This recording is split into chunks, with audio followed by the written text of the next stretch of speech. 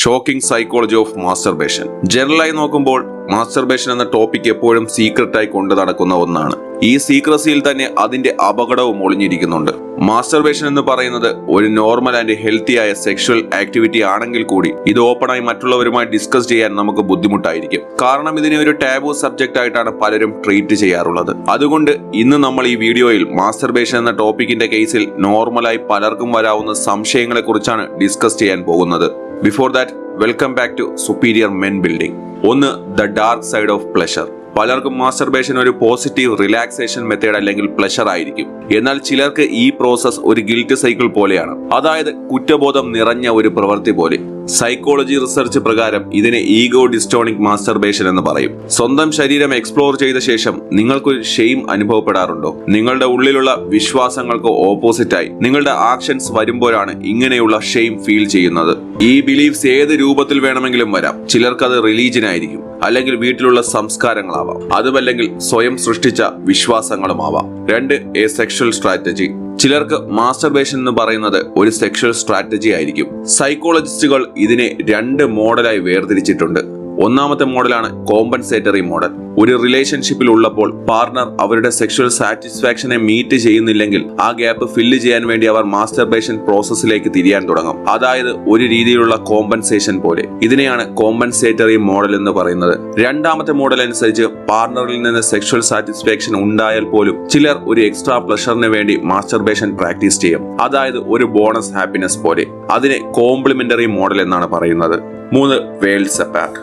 റിലേഷൻഷിപ്പിന്റെ കാര്യമെടുത്താൽ sexual incompatibility വരുമ്പോഴാണ് masturbation എന്ന് പറയുന്നത് കൂടാൻ തുടങ്ങുന്നത്.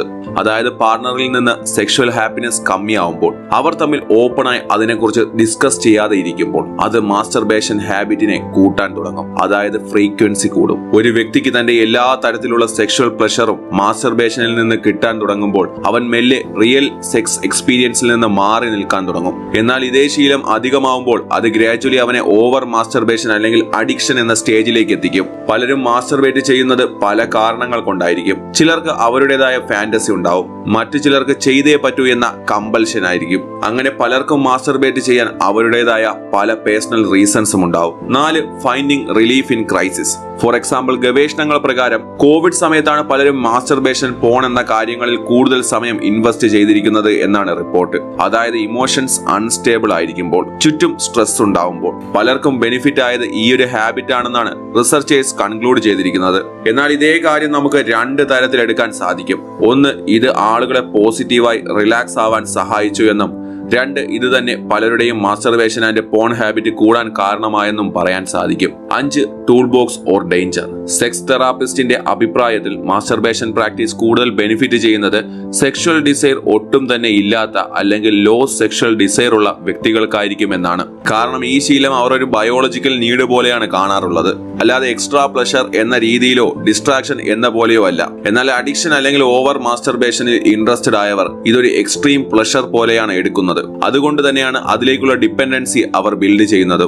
മാസ്റ്റർബേഷൻ എന്ന സെക്ഷൽ ആക്ടിവിറ്റിയെ സ്വന്തം ശരീരത്തെ മനസ്സിലാക്കാൻ സഹായിക്കുന്ന ഒരു സെൽഫ് സ്റ്റഡിയായി നമ്മൾ കാണാൻ ശ്രമിച്ചാൽ നമുക്ക് നമ്മുടെ ശരീരത്തെയും മനസ്സിനെയും ഒരുപോലെ മനസ്സിലാക്കാനും അതനുസരിച്ച് നമ്മുടെ റിയൽ പാർട്ട്നേഴ്സിന്റെ അടുത്ത് പെരുമാറാനും പറ്റും. അങ്ങനെയാവുമ്പോൾ മാത്രമേ നമ്മൾ അന്വേഷിക്കുന്ന സാറ്റിസ്ഫാക്ഷൻ നമുക്കും നമ്മുടെ പാർട്ട്നേഴ്സിനും എക്സ്പീരിയൻസ് ചെയ്യാൻ സാധിക്കൂ. സോ ഫ്രണ്ട്സ്, ഇന്നത്തെ വീഡിയോ നിങ്ങൾക്ക് യൂസ്ഫുൾ ആയിരുന്നു എന്ന് തന്നെ വിശ്വസിക്കുന്നു. ഇനിയും ഇതുപോലെയുള്ള കണ്ടന്റ്സ് കാണാൻ ഈ ചാനൽ സബ്സ്ക്രൈബ് ചെയ്ത് കണക്റ്റഡ് ആയിരിക്കുക. മാത്രമല്ല, ഞങ്ങൾ ഡിസൈൻ ചെയ്ത് വെച്ചിരിക്കുന്ന സെൽഫ് ഡെവലപ്മെന്റൽ കോഴ്സിൽ എൻറോൾ ചെയ്യാൻ നിങ്ങൾക്ക് താല്പര്യമുണ്ടെങ്കിൽ സുപ്പീരിയർ മെൻ ബിൽഡിംഗ് എന്ന വലിയ കമ്മ്യൂണിറ്റിയുടെ ഭാഗമാകുവാൻ നിങ്ങൾ റെഡിയാണെങ്കിൽ ഇന്ന് തന്നെ ഈ കോഴ്സിന്റെ ഡീറ്റെയിൽസ് അറിയാൻ ഈ നമ്പറിൽ കോൺടാക്ട് ചെയ്യൂ. കോഴ്സുകൾ സംബന്ധമായ നിങ്ങളുടെ എല്ലാ തരത്തിലുള്ള സംശയങ്ങളും ഞങ്ങളുടെ എക്സ്പെർട്ട് ടീം ക്ലിയർ ചെയ്ത് തരുന്നതാണ്. So for detailed information please contact this number. Thank U.